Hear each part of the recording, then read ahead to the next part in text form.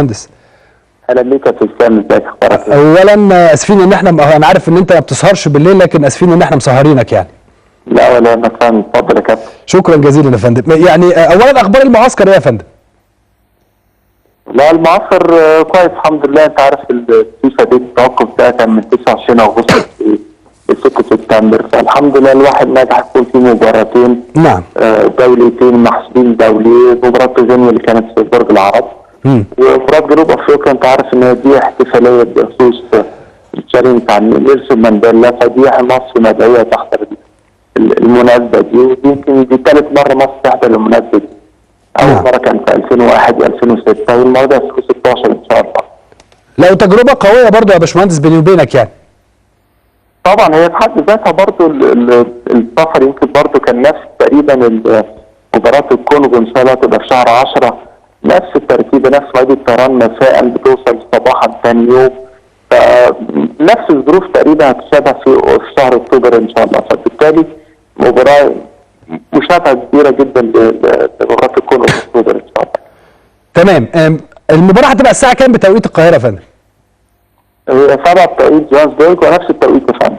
7 ان شاء الله. 7 يوم 6/9 ان شاء الله اللي هو الثلاث. ان شاء الله كده. طيب تعليق الجهاز الفني على تجربة غينيا ليه؟ وانا لسه كنت بتكلم بقول ان يعني المنتخب في هذه المباراة قدم مباراة، يعني مش هتكلم فيها في النواحي الفنية، ولكن اقصد ان كل مدير فني لما بيجي يشوف او بيلعب مباراة ودية بيلعبها عشان يستفيد منها. الجهاز الفني شاف هذه المباراة ازاي؟ مباراة منتخب غينيا يعني. بالظبط، ونفس الكلام برضه لما يعني طبعا الحاجه دي امور فنيه تخص الجهاز الفني طبعا، لكن لما اتكلمنا معاهم طبعا هو شايف ان في بعض الاخطاء هيتعلم منها، شايف بعض التجارب هيشوف، عنده عناصر برضه خلي بال حضرتك مش موجوده معاه الاساسيين، فبالتالي هو يعني بالنسبه له شايف انها تجربه يعني هيستفيد منها. نعم. لكن افندم بقول لحضرتك نعم بسمعك يا فندم، اتفضل. يعني تجربه هيستفيد منها جيدا يعني، وربنا يسهل لو في الاخطاء تعالج ان شاء الله في ماتش جنوب افريقيا. دي اخر بروفه خلاص للمباراه الرسمي، خلاص الست مباراه تصفيات كاس العالم بدايه من شهر اكتوبر ان شاء الله. طيب خريطه الاعداد للمرحله القادمه ايه يا فندم؟ الاعداد ساعات يعني هنبتدي باول فيفا دي جاي من 3 ل 11 اكتوبر، دي اول مباراه للكونغو مع مصر هتكون في البرازيل. غالبا كابتن اسلام هتكون يوم 9 اكتوبر. نعم.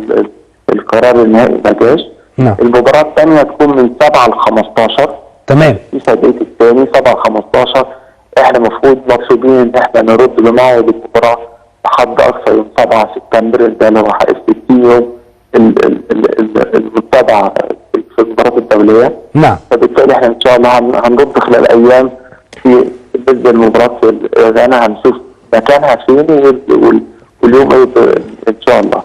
هيكون بعد كده في شهر غالبا في شهر 1 لسه برضه المدير الفني ما قررش، هيكون في معسكر خارجي.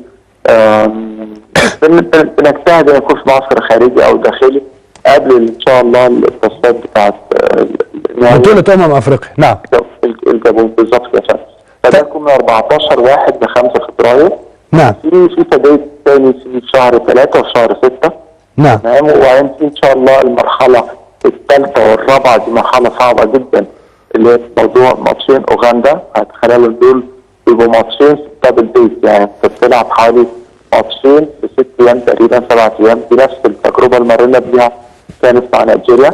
نعم. قرر ثاني في مع اوغندا.